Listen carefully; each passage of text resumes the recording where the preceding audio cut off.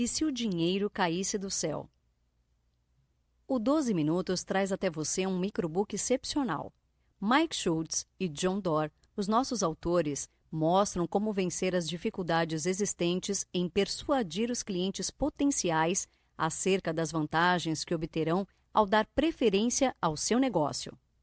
Se em sua atuação profissional você enfrenta desafios dessa natureza, não perca mais tempo. Vamos juntos aprender a superar metas, assegurar novos negócios e criar as melhores oportunidades para contas maiores, mais seguras e mais rentáveis. Boa leitura! O que é RAIN? RAIN é um acrônimo para Relação, Aspirações e Angústias, Impacto e Nova Realidade. Esses são os conceitos essenciais dos quais você precisa se lembrar para conduzir um diálogo de vendas RAIN. Além disso, o A e o I possuem um papel duplo, pois também remetem a aconselhamento e indagação, e o IN vai ajudá-lo a maximizar a sua influência. O acrônimo RAIN também é um sinal para o fato de que esse processo tem como foco os vendedores RAIN, um nome comum para as pessoas que trazem a maioria dos novos clientes e a maior parte da renda para a organização. RAIN é o tema central deste microbook e é o seu guia para conduzir diálogos de vendas de sucesso. 6 perguntas para fazer a você mesmo. Para começar o diálogo sobre a sua busca para tornar-se um vendedor RAIN, faça as 6 perguntas seguintes a si próprio. 1. O quanto desejo ser um vendedor de sucesso? O fator mais importante que influencia o fato de você se tornar ou não um vendedor de sucesso é o seu desejo pessoal de obter sucesso em vendas. Observe a ênfase em vendas. Você deve estar pensando que para vendedores em tempo integral isso é evidente. Não é. Alguns vendedores não veem a hora de vender. Outros estão apenas aguardando o momento propício até que alguma coisa melhor apareça. O mesmo acontece com prestadores de serviços profissionais. Muitos profissionais possuem um enorme desejo de sucesso em geral, mas não em vendas, ou como é mais comumente referido, em desenvolvimento de negócios.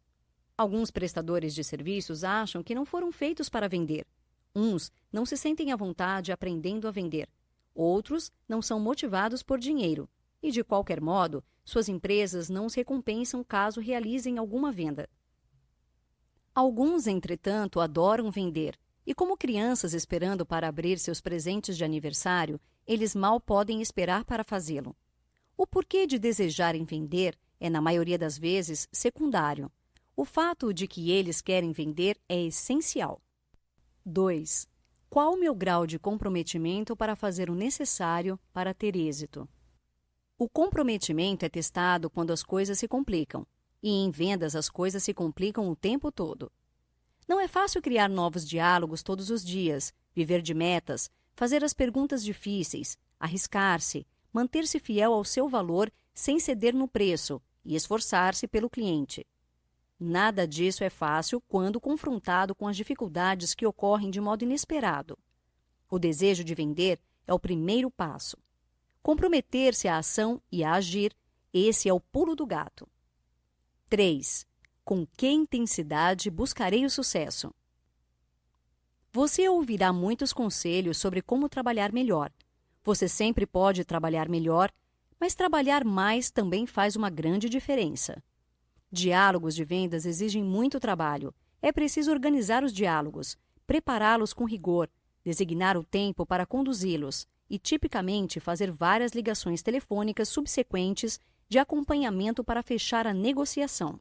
O sucesso com os diálogos de vendas é uma função de quantos você tem e em que medida você os conduz.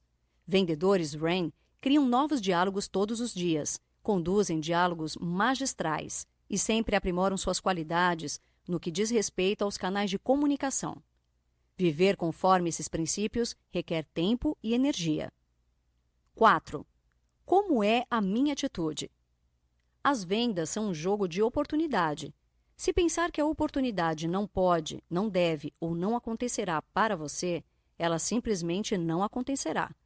No entanto, se pensar que ela pode, deve e acontecerá, quando a oportunidade bater à sua porta, você estará pronto para dar-lhe as boas-vindas.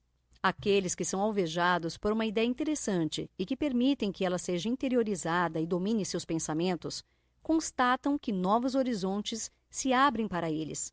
Contanto que o entusiasmo permaneça, as novas oportunidades também permanecerão. 5. Assumo as responsabilidades pelos meus resultados ou invento desculpas. Algumas pessoas são bem-sucedidas apesar das adversidades. Elas derrotam a economia ruim, estabelecem diálogos com responsáveis por tomadas de decisões difíceis de serem encontradas e vendem algo complexo e incompreensível a alguém que não tinha a menor ideia de que desejava comprar aquele objeto até que o vendedor apareceu. Todos nós dispomos da mesma quantidade de tempo todos os dias, do mesmo número de dias toda semana e do mesmo poder de tomar decisões no que se refere ao que escolhemos fazer ou não fazer. Não há ninguém o impedindo de fazê-lo, a não ser você mesmo. 6. Estou disposto a enfrentar meus demônios de vendas?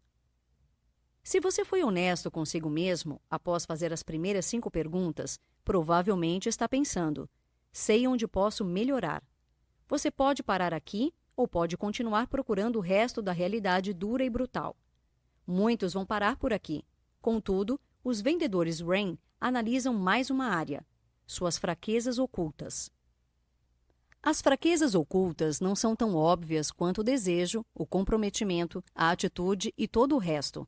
Elas incluem a incapacidade de apoiar o ciclo de compras, o incômodo em relação ao dinheiro, a necessidade de aprovação e a tendência a se tornar emocionalmente envolvido. Agindo ao máximo. Evitar o que sabemos que deveríamos estar fazendo. Fazer algo que não deveríamos estar fazendo. Justificar nossas ações. É desconcertante a nossa capacidade, na qualidade de seres humanos, de saber que deveríamos estar fazendo alguma coisa e, então, evitá-la como um sanduíche de geleia e sardinha. Em nossa vida pessoal, sabemos que deveríamos limpar a garagem, telefonar para o nosso pai para dizer oi e fazer exercícios pelo menos 3 vezes por semana. Porém, não fazemos nada disso.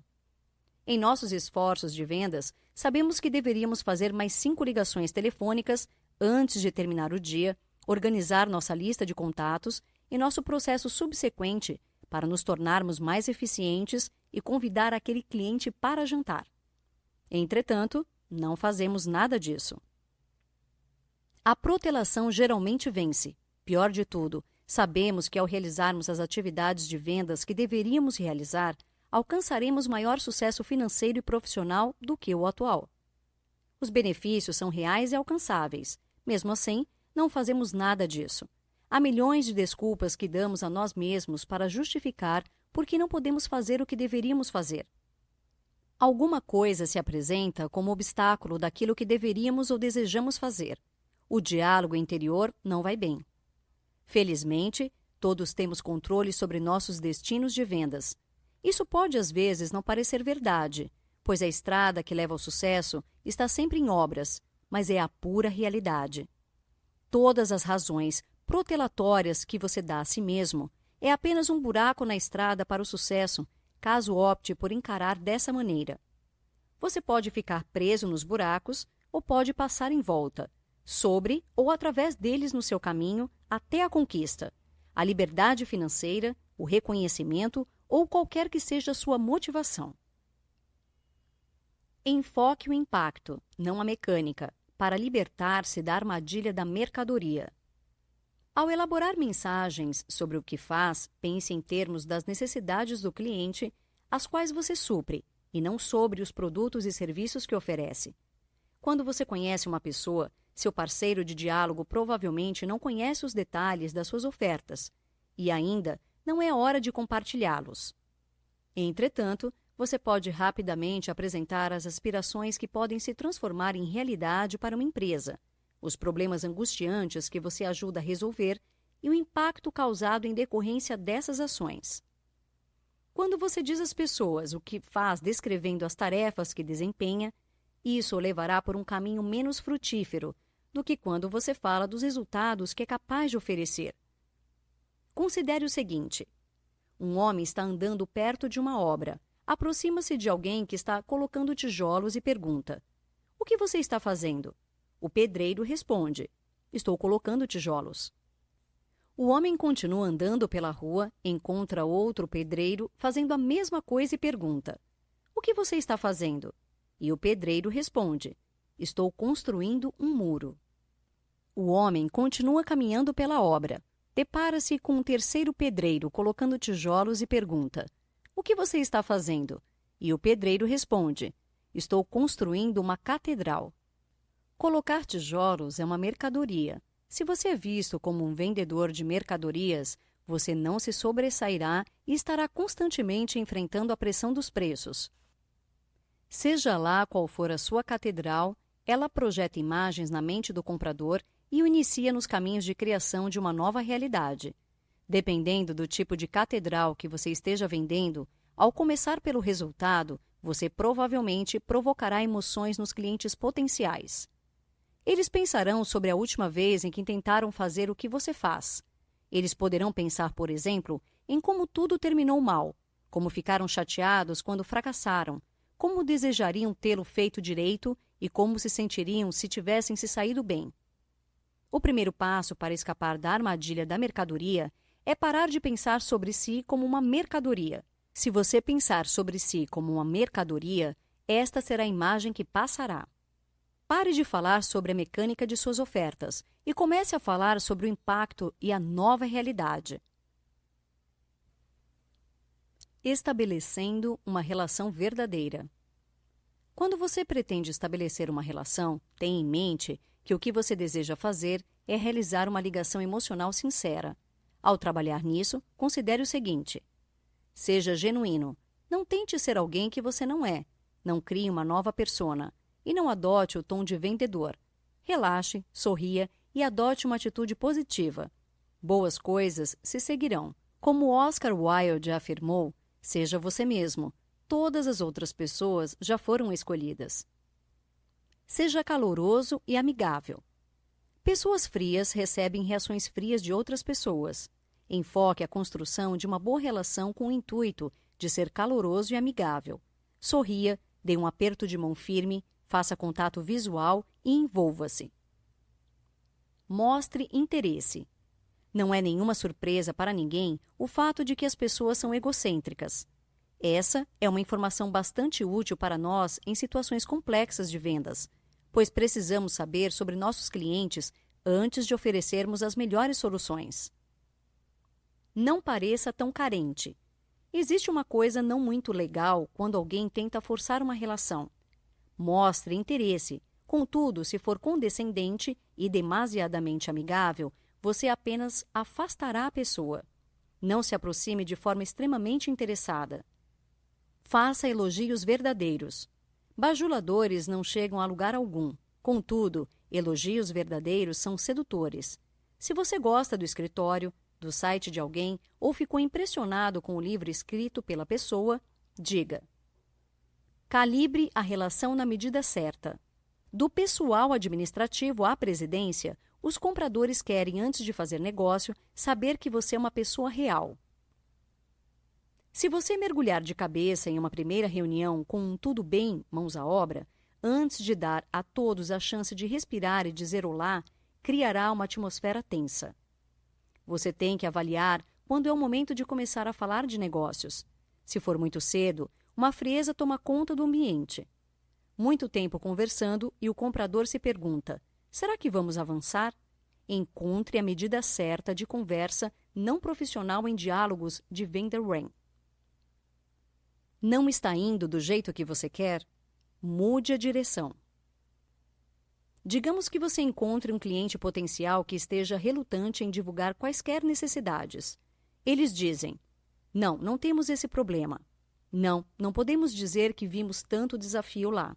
Sim, estamos satisfeitos com as pessoas com quem trabalhamos. E por aí vai. Agora é uma boa hora para verificar se você deve desengatar, enquanto ao mesmo tempo dá-se uma boa oportunidade para, em verdade, identificar uma necessidade. Para tal, tente mudar a direção. Mudar a direção altera o curso e o tom para o qual a conversa está se dirigindo. Nessa situação, mudar a direção significa descontinuar a identificação de suas necessidades e verificar com o cliente potencial se essa é a direção que ele deseja tomar. Para superar essa situação e ficar mais próximo de fechar a venda, você deve ser capaz de identificar as aspirações e angústias do cliente. O truque é não complicar demasiadamente a situação, mas também não perder nada. Conheça o âmbito de aspirações e angústias do cliente potencial baseado no perfil de suas necessidades. Faça 3 tipos diferentes de perguntas de diagnóstico: perguntas abertas e amplas, perguntas abertas e específicas e perguntas fechadas, que identificam as necessidades e os desejos. Compartilhe ideias e estimule o pensamento para identificar necessidades adicionais. Expresse as necessidades latentes de modo explícito. Seja paciente para explorar todas as oportunidades. Evite acabar o diálogo de forma muito rápida, ao tirar conclusões precipitadas. Identificar aspirações e angústias não é nada mais do que uma pesquisa formalizada. Cutuque e incite com um propósito e desenvolva seu sucesso em vendas RAIN. Impacto. Após identificar as aspirações e as angústias do cliente potencial, você está pronto para levar os diálogos de vendas ao próximo nível. Um nível que muitos vendedores não conseguem alcançar. Ao avançar para esse próximo estágio, você imediatamente se distancia daqueles que não o alcançam. Trata-se de descobrir a resposta para "e agora?", em relação a todas as aspirações e angústias que você identificou. Se as angústias do cliente não forem solucionadas, e agora? O que eles desejam que aconteça? Mas não acontecerá. As coisas vão piorar? De que maneira essas angústias vão interferir nos resultados da empresa, divisão ou departamento do cliente potencial? Em que medida a deterioração das angústias não resolvidas vão afetar a vida do cliente? Caso as aspirações dos clientes potenciais não se tornem realidade, e agora? Elas vão cair no esquecimento e nunca mais serão lembradas? Caso se tornem realidade, de que maneira a competitividade dos clientes potenciais é afetada? Quanto mais sucesso pessoal eles alcançarão? As perguntas "e agora?" corretas vão variar dependendo da situação. Contudo, a sua habilidade para quantificar e pintar o quadro "e agora?" é fundamental para deixar claro para o cliente o quanto é importante comprar de você. A criação da urgência para comprar vai depender da sua habilidade em ajudar o cliente a enxergar o quadro "e agora?". Responder à pergunta "e agora?" vai revelar o impacto que você pode ter sobre a vida e os negócios de um cliente. Quando você calcula o impacto de ajudar os clientes potenciais a compreender suas aspirações e a solucionar suas angústias, você estabelece uma nova base de referência sobre onde os clientes poderiam estar. Ao compreender o impacto causado pelas angústias dos clientes potenciais, você define os verdadeiros obstáculos de negócios que eles apresentam. Considere tudo isto: o custo do fracasso e os benefícios do sucesso. E agora você tem a diferença de valor real. Diferencie a oferta. Comprove suas alegações. Uma das habilidades mais importantes em vendas é ajudar os clientes potenciais a entenderem os resultados que obterão ao comprar. Qualquer que seja a sua oferta, ela de alguma maneira mudará o mundo dos seus clientes. Em outras palavras, você criará uma nova realidade para eles. À medida que você apresenta a nova realidade, os compradores estarão se fazendo 3 perguntas. Vale a pena fazer isso? Eles são a melhor opção para nos ajudar a realizá-lo? Eu acredito que eles possam produzir o que dizem que podem produzir? A resposta à primeira pergunta resultará em uma decisão de dar ou não continuidade ao projeto. Para obter uma resposta positiva, certifique-se de que você expresse o impacto de forma clara e da maneira mais convincente possível. Suponhamos que eles decidiram por dar continuidade ao processo. Se você é o único fornecedor que estão considerando, o contrato é seu, a menos que você estrague tudo. Porém, se tiver que competir com outros fornecedores, o foco da comunicação sairá do impacto de fazê-lo e passará a ser o que diferencia você das outras opções que o cliente potencial possui para ajudá-lo a abordar o problema. Ao apresentar a sua nova realidade, é aconselhável expressar ao cliente por que você é a melhor opção disponível. Ao mesmo tempo, é necessário convencê-lo de que você fará o que está dizendo que fará e que trabalhar com você será uma boa experiência. Dependendo da situação, você precisará comunicar alguns fatores de soluções de modo mais firme do que outros. Por exemplo, você pode não ter uma abordagem por fases para implementar o seu produto ou serviço. Pode ser mais simples do que isso.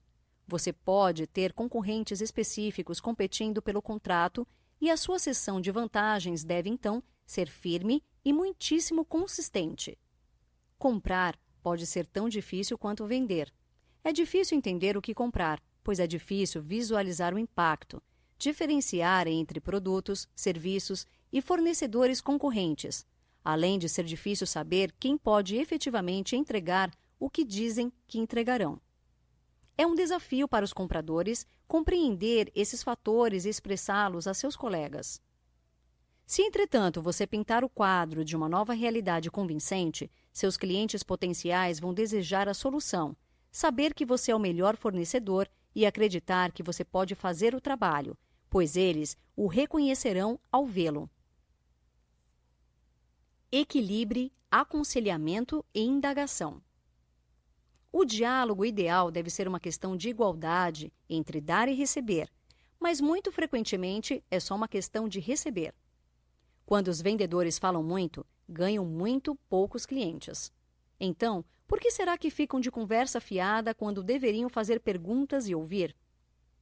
O orador eloquente ou tagarela fica horas a fio focado em sua atividade predileta. Não dar a ninguém mais uma chance de fazer outra coisa que não seja esperar pela sua vez que nunca chega. Embora alguns vendedores falem demais, outros falam muito pouco. Os extensos ensinamentos de pessoas que se inscrevem na escola de vendas consultiva nos dizem que bons vendedores fazem ótimas perguntas e gastam muito mais tempo ouvindo do que falando. Infelizmente, muitos dos vendedores seguem esse conselho de forma muito rígida, fazendo uma pergunta atrás da outra, sem oferecer conselhos ou definir o plano. Eles podem levar isso tão a sério que fazem com que a pessoa no outro lado se sinta acuada, como se estivesse em um interrogatório criminal. Ao invés de falar muito, fazem muitas perguntas. Empresários ocupados não têm tempo para ficar respondendo uma pergunta após a outra, com a esperança de que, após terem gasto 2 horas com alguém, o vendedor acabe voltando com algo que vale a pena. Isso é especialmente verdadeiro se você estiver vendendo um serviço que depende de demanda e precisa inspirar os clientes para que o coloquem em suas agendas. O segredo para falar na quantidade certa é equilibrar aconselhamento, isto é, dar conselhos, definir o plano, falar, etc. E indagação, ou seja, fazer perguntas, descobrir mais dados e deixar o cliente ter tempo de comunicação. 3 princípios de influência em vendas. Aceite o seu papel de influenciador se não quiser ser compatível com os resultados de seus clientes. Conduza seus compradores por um caminho de sua escolha e ajude-os a tomar uma decisão a seu favor. Assuma o controle do processo de vendas. Confira a seguir como utilizar os princípios de influência para vender mais. 1. Atenção. Seja memorável quando prospectar e em seus diálogos de venda, destaque a diferenciação e faça uso de atividades de marketing apelativas, tais como fazer discursos, enviar e-mail por mala direta, conduzir seminários, escrever livros e artigos e alavancar o marketing online com blogs e marketing de busca. 2. Curiosidade.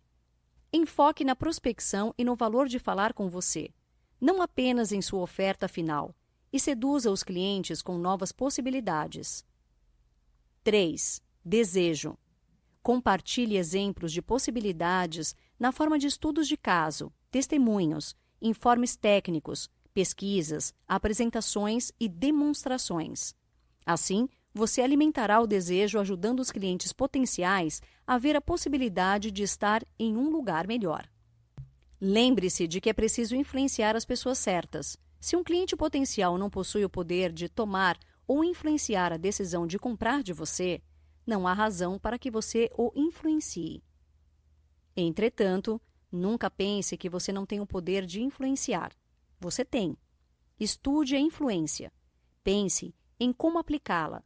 Faça isso e você se tornará a luz e a força em vendas.